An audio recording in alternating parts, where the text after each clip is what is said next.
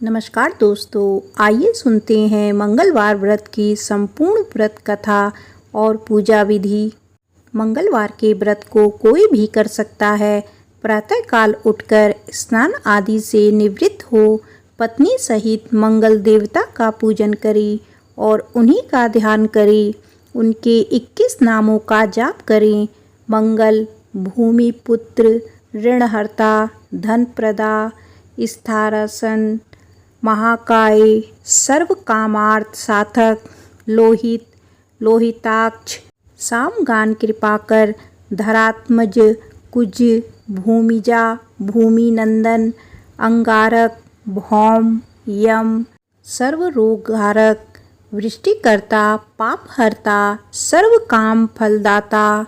नाम जप के साथ सुख सौभाग्य के लिए प्रार्थना करें। पूजन स्थल पर शुद्ध घी का 4 बत्तियों का चौमुखा दीपक जलाएं। 21 मंगल का व्रत करें और 21 लड्डुओं का भोग लगाकर वेद के ज्ञाता सुपात्र ब्राह्मण को दे। केवल एक बार रात्रि को भोजन करें। व्रत पूर्ण होने अथवा इच्छा पूर्ति होने पर मंगलवार के व्रत का उद्यापन करें। उद्यापन के अंत में 21 ब्राह्मणों को भोजन कराकर यथाशक्ति स्वर्ण दान करें। आचार्य को सामर्थ्य अनुसार दक्षिणा देकर लाल बैल का दान करें, फिर स्वयं भोजन करें। आइए सुनते हैं मंगलवार व्रत महात्म्य और विधि।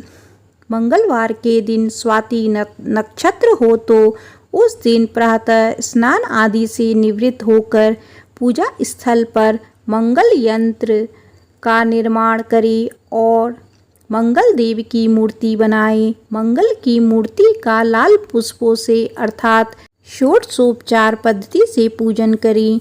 पूजन करते समय ओम अंगारकाय नमः मंत्र का निरंतर उच्चारण करें। लाल वस्त्र पहनावे और गुड़ घी गेहूं से बने पदार्थों का भोग लगावे। पृथ्वी पर शयन करें। 7वें मंगलवार को मंगल की स्वर्ण मूर्ति का निर्माण कर उसका पूजन अर्चन करें। उसे 2 लाल वस्त्रों से आच्छादित करें। षड्गंध पुष्प, धूप, लाल चंदन, चावल, दीप आदि से पूजा करें। सफ़ेद कसार का भोग लगाएं। तिल, चीनी, घी का सांकाल्य बनाकर ओम कुंजाय नमः स्वाहा मंत्र से हवन करें। इसके बाद ब्राह्मण को भोजन कराकर मंगल की मूर्ति ब्राह्मण को दक्षिणा में दे तो मंगल ग्रह जनहित सभी अनिष्टों की समाप्ति होकर व्रत के प्रभाव से सुख, शांति, यश और ऐश्वर्य की प्राप्ति होती है। मंगलवार की पूजा करके व्रत की कथा सुने, आरती कर प्रसाद बांटे, तत्पश्चात भोजन करें। व्रत पूजन करने वाला ऋण मुक्त हो और पुत्र कलत्र से युक्त होकर विष्णु लोक को प्राप्त करता है। स्त्री तथा कन्याओं को यह व्रत विशेष रूप से लाभप्रद है। उनके लिए पति का अखंड सुख, संपत्ति तथा आयु की प्राप्ति होती है। वे सदा सुहागन रहती हैं। स्त्रियों को मंगलवार के दिन पार्वती मंगल गौरी पूजन करके मंगलवार व्रत विधि कथा अथवा मंगल गौरी व्रत कथा सुननी चाहिए। यह कथा सर्व कल्याण को देने वाली है। आइए सुनते हैं मंगलवार व्रत कथा। एक बार नैमिषारण्य तीर्थ में 88,000 मुनि एकत्र होकर सूत जी से पूछने लगे, हे महामुनि, आपने हमें अनेक पुराणों की कथा सुनाई है। अब कृपया करके हमें ऐसा व्रत और उसकी कथा बताइए जिसके करने से संतान की प्राप्ति हो तथा मनुष्यों के रोग, शोक, अग्नि, सब दुख आदि का भय दूर हो। कलयुग में सभी जीवों की आयु बहुत कम है। इस पर यदि उन्हें रोग चिंता के कष्ट लगे रहेंगे तो फिर वे श्री हरि के चरणों में अपना ध्यान कैसे लगा सकेंगे। श्री सूत जी ने कहा, हे मुनियों, एक बार युधिष्ठिर ने भी भगवान श्री कृष्ण से लोक कल्याण के लिए यही प्रश्न किया था। भगवान श्री कृष्ण और युधिष्ठिर का संवाद मैं आपके सामने कहता हूँ। ध्यान देकर सुने। एक समय हस्तिनापुर की राज्यसभा में योगी राज श्री कृष्ण बैठे हुए थे। तब युधिष्ठिर ने भगवान श्री कृष्ण से प्रश्न किया, हे प्रभु नंदन गोविंद, आपने मुझे अनेक कथाएं सुनाई है। आज कृपया करके कोई ऐसा व्रत या कथा सुनाइए जिसके करने से मनुष्य रोग, चिंता तथा भय से मुक्त हो तथा उसे पुत्र की प्राप्ति हो। हे प्रभु, बिना पुत्र मनुष्य का जीवन व्यर्थ है, क्योंकि वह नरकगामी होता है। पुत्र के बिना मनुष्य ऋण पितृ से भी छुटकारा नहीं पा सकता। उसके पितरलोक में अतृप्त रहते हैं। अतः पुत्रदायक व्रत बतलाइए। भगवान श्री कृष्ण ने कहा, हे राजन, मैं एक प्राचीन इतिहास सुनाता हूँ, आप उसे ध्यानपूर्वक सुने। कुंडलपुर नामक एक नगर में नंदा नामक एक बुद्धिमान ब्राह्मण रहता था। उसका गुजारा जैसे तैसे चल ही रहा था, परंतु वह बहुत दुखी रहता था क्योंकि उसके कोई संतान नहीं थी। उसकी पत्नी सुनंदा पतिव्रता थी। वह भक्ति पूर्वक श्री हनुमान जी की आराधना करती थी। मंगलवार के दिन व्रत करके अंत में भोजन बनाकर हनुमान जी को भोग लगाने के बाद स्वयं भोजन करती थी। एक मंगलवार को गृह कार्य भी अधिकता के कारण वह हनुमान जी को भोग ना लगा सकी। इस पर उसे बहुत दुख हुआ। उसने स्वयं भी भोजन नहीं किया। प्रण किया कि अब मैं अगले मंगलवार को हनुमान जी को भोग लगाकर ही अन्न जल ग्रहण करूंगी। 6 दिन तक ब्राह्मणी सुनंदा अपने प्रण के अनुसार भूखी प्यासी और निराहार रही, परंतु 7वें दिन मंगलवार को वह प्रातःकाल ही बेहोश होकर गिर पड़ी। सुनंदा की इस असीम भक्ति से श्री हनुमान जी बहुत प्रसन्न हुए और उनके सम्मुख प्रकट होकर बोली, सुनंदा, मैं तेरी भक्ति से प्रसन्न हूँ, तू उठ और वर मांग। सुनंदा अपने आराध्य देव श्री हनुमान जी को अपने समक्ष पाकर आनंद से विलय हो उनके चरणों में गिर पड़ी और बोली, हे प्रभु, मेरे कोई संतान नहीं है, कृपया करके मुझे संतान प्रदान करें। श्री हनुमान जी ने कहा, तेरी इच्छा पूर्ण होगी। तेरे यहाँ एक कन्या उत्पन्न होगी। उसके अष्टांग प्रतिदिन सोना दिया करेंगे। इस प्रकार वर देकर श्री हनुमान जी अंतर्ध्यान हो गए। ब्राह्मणी सुनंदा बहुत हर्षित हुई। उसने यह समाचार अपने पति से जाकर कहा।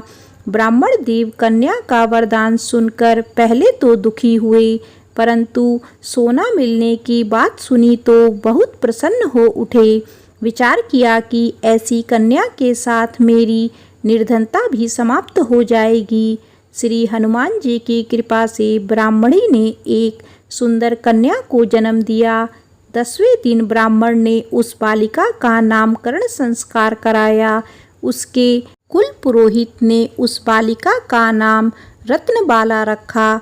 कन्या ने पूर्व जन्म में विधि विधान से मंगल देव का व्रत किया था।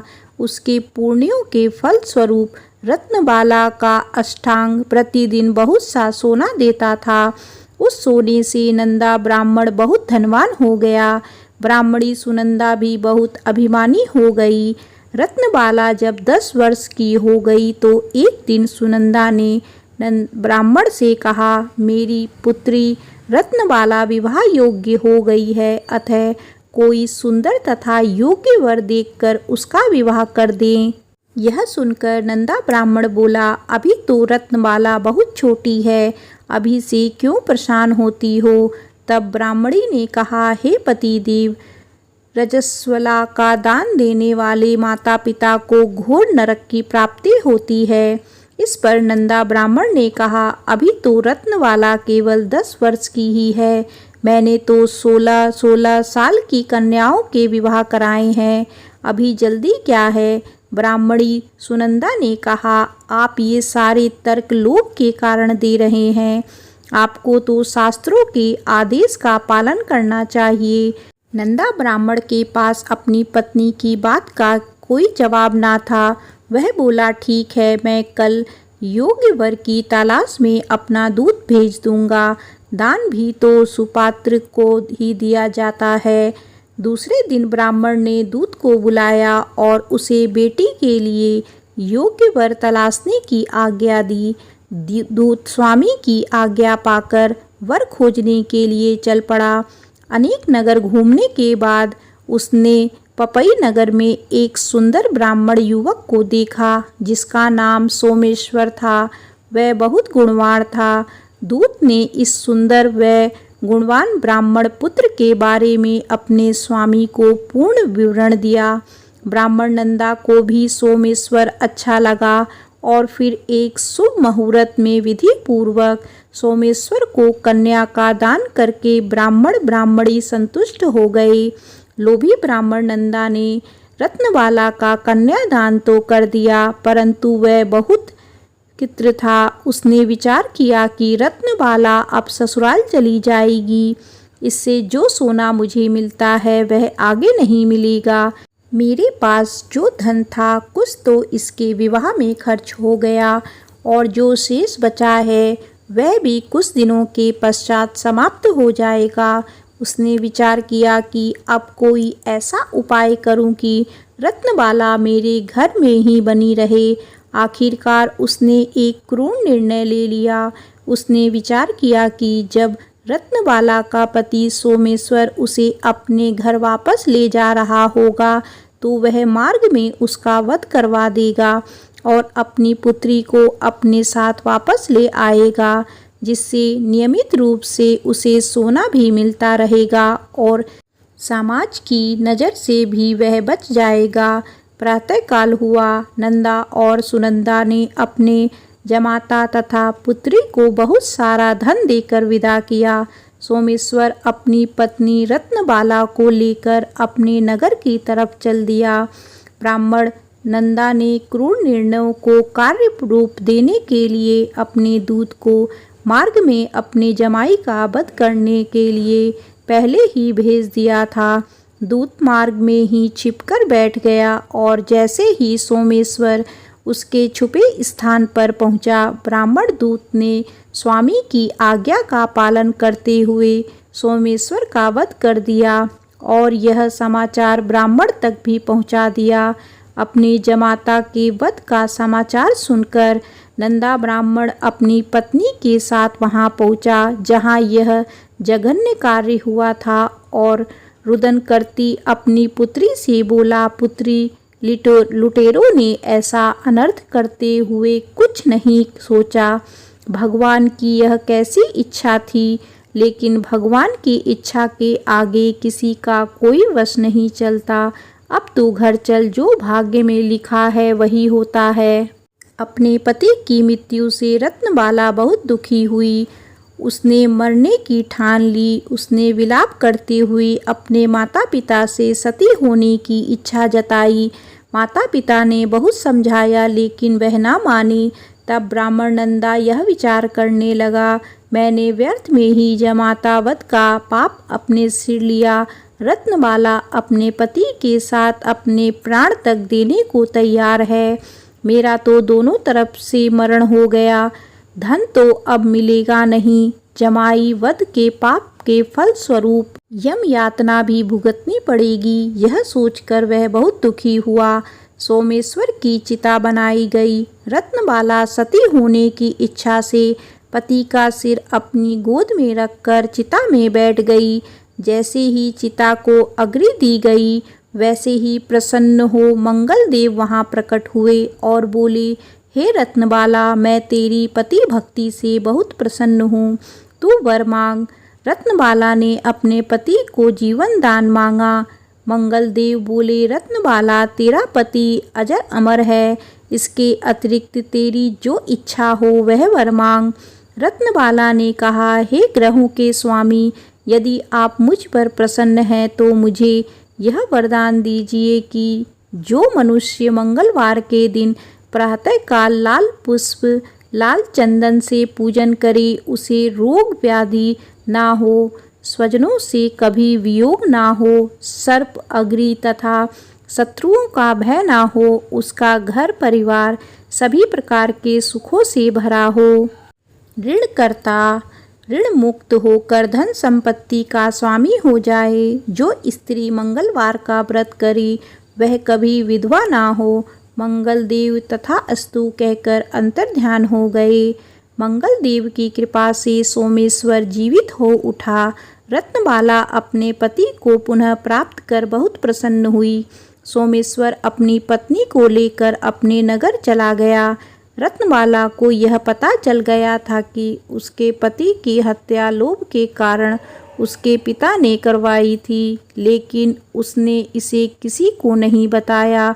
उसने पिता को क्षमा कर दिया। पति पत्नी ने आजीवन मंगलवार व्रत किया और मंगल देव की कृपा से इस लोक का सुख ऐश्वर्य भोग कर अंत में स्वर्ग लोक को गए।